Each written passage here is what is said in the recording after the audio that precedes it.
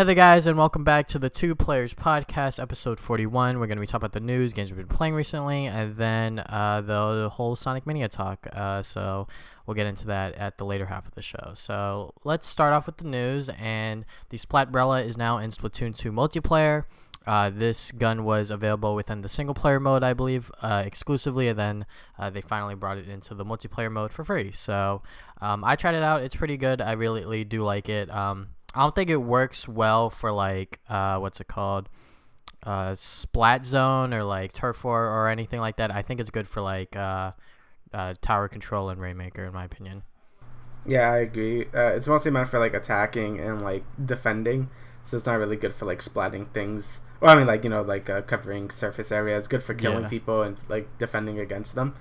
You know, it's a really unique weapon. I like it a lot. I hope to add more weapons like this in future updates instead of just bringing back a lot of the old weapons from the first game. Since I thought we were gonna have all those from the beginning, but apparently we don't. So them adding these new unique weapons is pretty fun since they're really unique and I like them a lot. Yeah. All right. Battle.net is back. Blizzard changed the name to just called like the Blizzard app like a few months ago. For some reason, no one really liked the idea, but he did it anyway, I guess. But now that Destiny 2 is coming to Battle.net, Blizzard thought, like, alright, this makes no sense to call it the Blizzard app with a non-Blizzard game, so they just changed it back to Battle.net. So it was a whole pointless thing just to get back to where we were, like, a few months ago. Yeah. And it didn't really matter in the first place since people were still calling it Battle.net, but they just officially changed it back to Battle.net. So, I guess they didn't expect for Activision to be like, we want to put Destiny 2 on the Blizzard app, and they're like, wait, that's not a Blizzard game, so just gotta switch it back around. And people were still calling it Battle.net, like you said, so just like a pointless change, and now we're back to where we started. So next piece of news is that the Sonic Mania home button for the Switch version is bugged. I think if you like press the home button during certain, or like when you press the home button and then you try to go back in, and then like you keep pressing it again because like there's a delay or something like that. It's just like a huge bug. Did you run into this when you played it? I mean, I noticed when I press the home button and try to go back into the app, sometimes it just wouldn't open, or like it like bugs out a little bit. But that's the only thing. But I didn't really like was pressing the home button that much, so I didn't really get to see it too much. So yeah, hopefully they fix it still. Yeah, I'm not sure if this is patched yet, but this is a pretty huge bug. I guess they just didn't know that, like, I don't know, people would just press the home button and then try to go back into it or whatever. I don't know what their thought process was. Maybe they just didn't do enough bug testing, I guess. So hopefully this does get sorted out within the upcoming months. Yeah, it's also a new piece of hardware, so they probably have some trouble with that. So yeah, no DLC for Sonic Mania either, which is, I guess, understandable since the studio is small. It's not like Sonic Team or anything. It's just like these little developers making Sonic Mania, and it already took them a long time to get the full game out, so it makes sense that it's not going to be really any DLC planned at the moment. But hopefully they do add some more levels since the game is really good, as we will talk about later. But to get all that quality and polish does take a long time, so I can understand why there's no DLC. But I'm just glad the game actually just came out. So yeah, I mean, I didn't expect there to be DLC to begin with. I don't really think about DLC all that often when it comes to buying a new game, honestly. And then, the fact that they say we're not planning for DLC for Sonic Mania at the moment, that's fine with me. They could just do a Sonic Mania 2 if they wanted, now that there's, excitement and hype for 2D Sonic to be back. So, whether they decided to go and do a whole new game with the same team or, DLC pieces or whatever, I really don't care what they do with it. But, no DLC plan at the moment, which is completely fine. Yep. Alright, so the next piece of news is that Crackdown 3 has been delayed to 2018.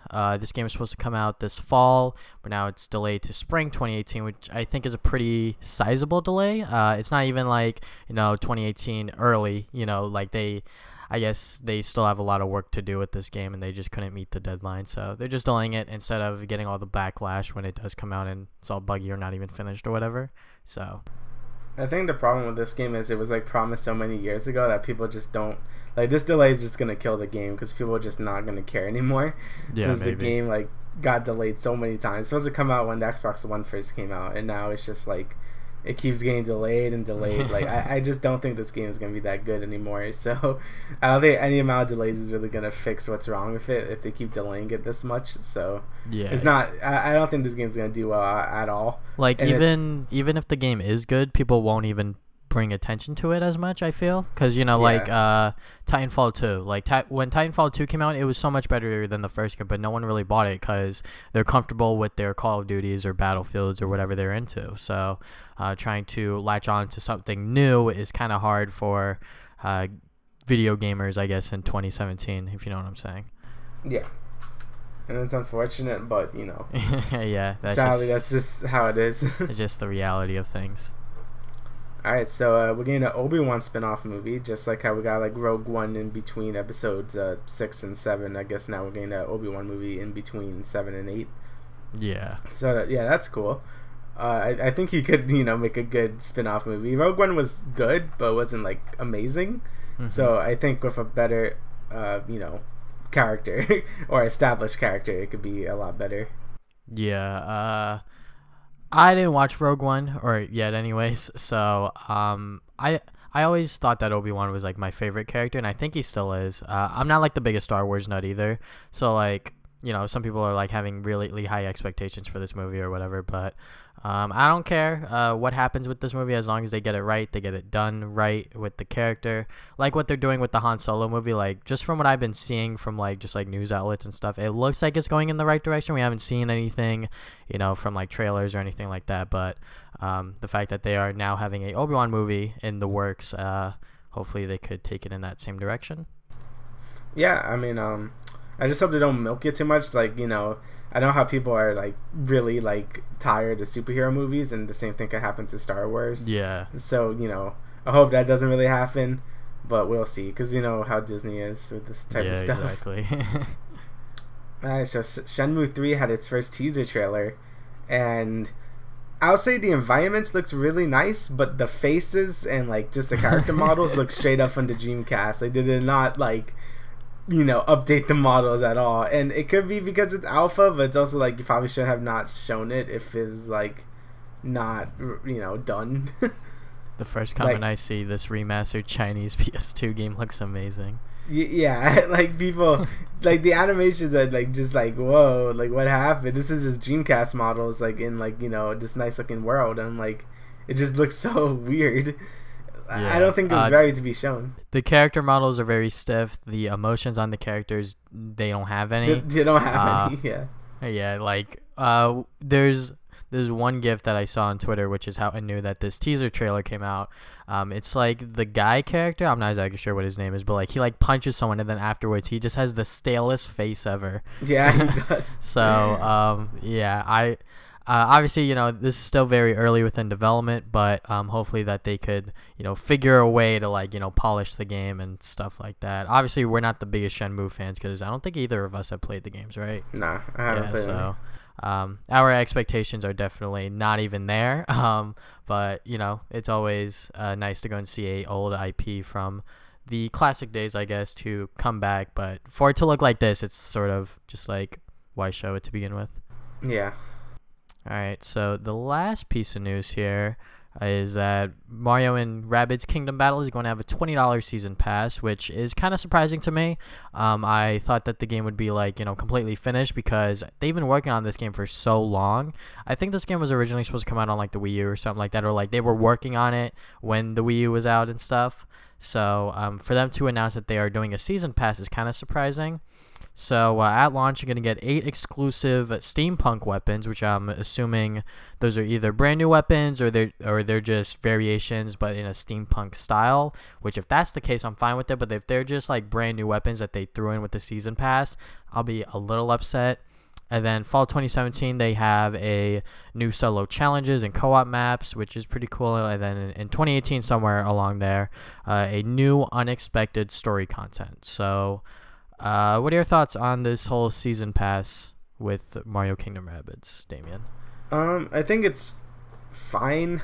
I guess like they did, with Zelda, they also had the season pass now and not this game, and it's like usually just put a bunch of stuff no one cares about, and then like the actual like story content at the end of like the season pass because it takes more time to develop.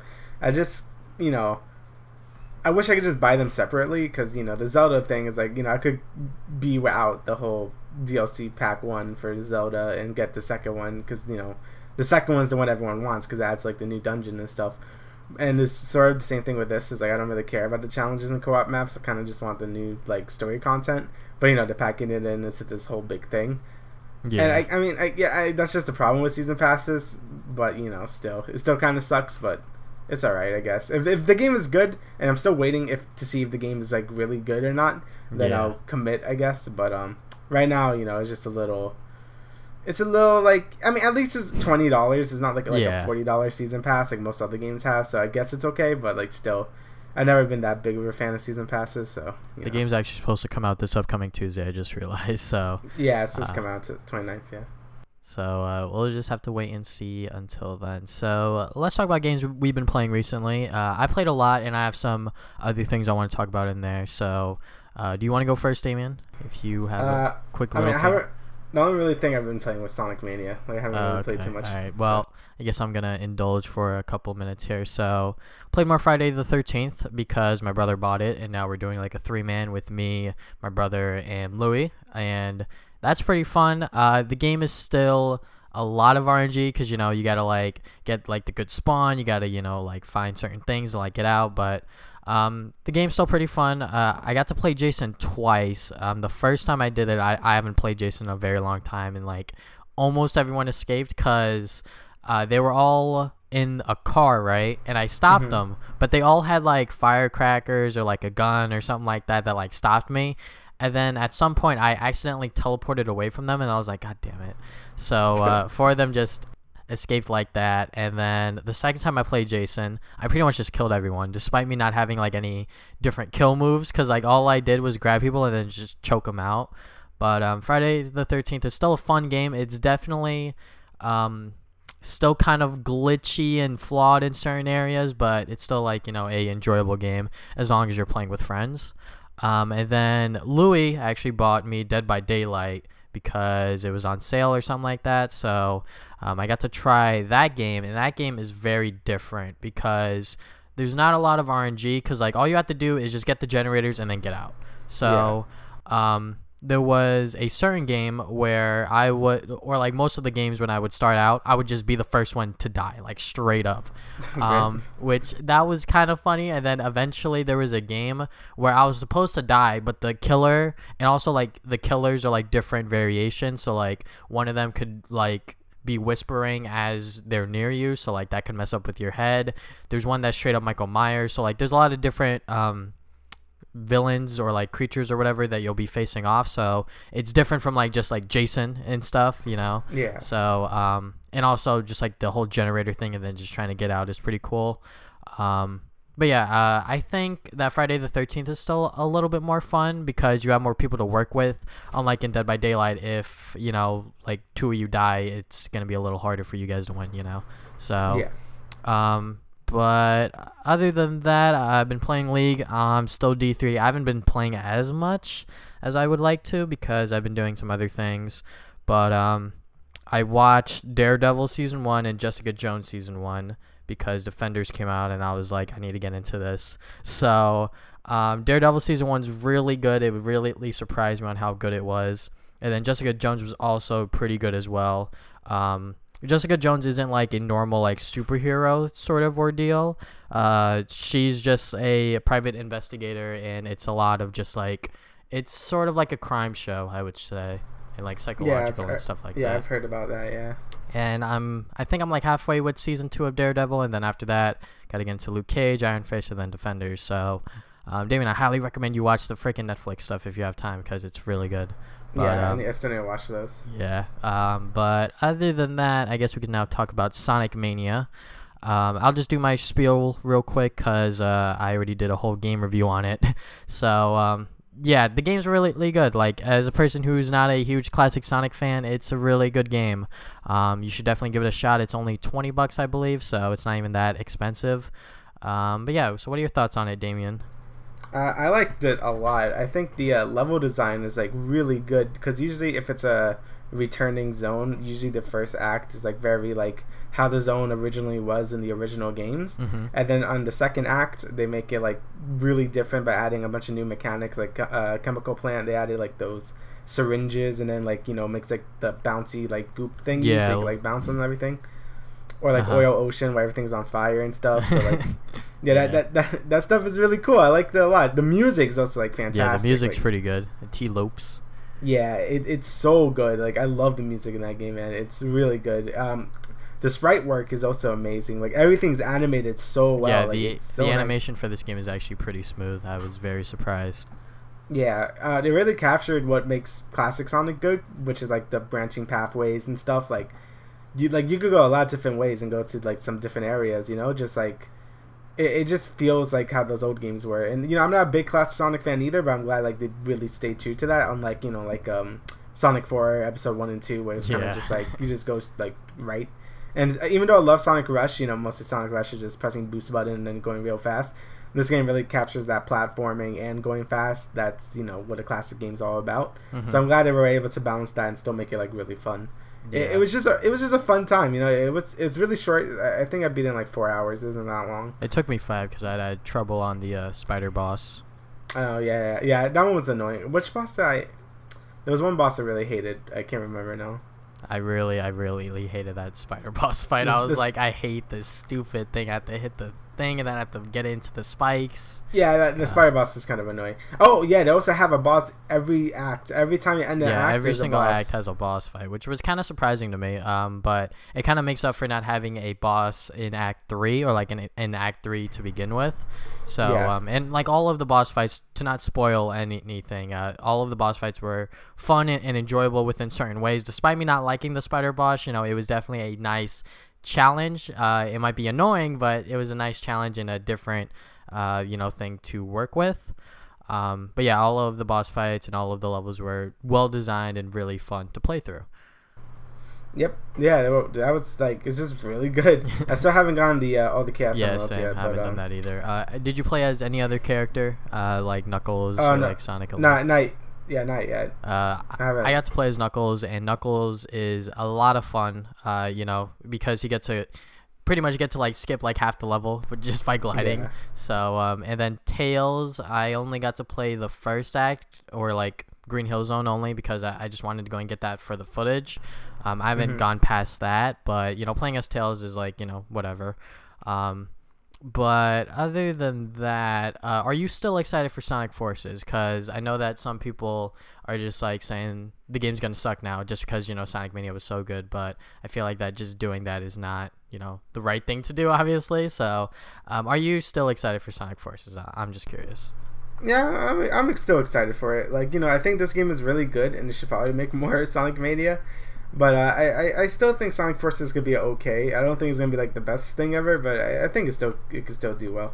Yeah, I'm definitely very optimistic about it because I've always been optimistic about modern Sonic games. Like hell, I even like Sonic Unleashed and Sonic and the Black Knight. Like those two games, especially Black Knight, not a lot of people like, but Sonic Forces, it just looks like it's going a very different direction for the games. I don't think Eggman's ever won against Sonic, so like this game in terms of the story is going in that direction. And then the whole custom character and stuff like that, it's definitely going to be very experimental for them, and it might be the thing that drags the game down. But I have hopes for that to actually be good in terms of gameplay. And they just announced that there's like a team mechanic like within Sonic Heroes or whatever, where you could switch between Sonic and then your custom character within certain levels or whatever. But I'm still optimistic about it. I'm not gonna say I'm excited for it because I've not been excited for a Sonic game since Generations. And when they announced Lost World, I was like, man, I really like just don't have the drive to be excited for a Sonic game anymore. So I'm just going to be very optimistic about it. I'm going to go into it with a clear mind. Obviously, everyone has their own biases, but I'm not going to go into Sonic Forces expecting it to suck. I'm going to expect it to be a either good Sonic game or a okay Sonic game at best. But yeah, is there anything else you would like to add, Damian? No, I think that's about it. Okay, so that is the end of the Two Players Podcast, episode 41. We had a actually decently short show, despite us talking about Sonic Mania for a bit. So, yeah, that is it for the Two Players Podcast. Thank you guys for listening once again, and we will see you guys 2 weeks from now with the next episode. Later.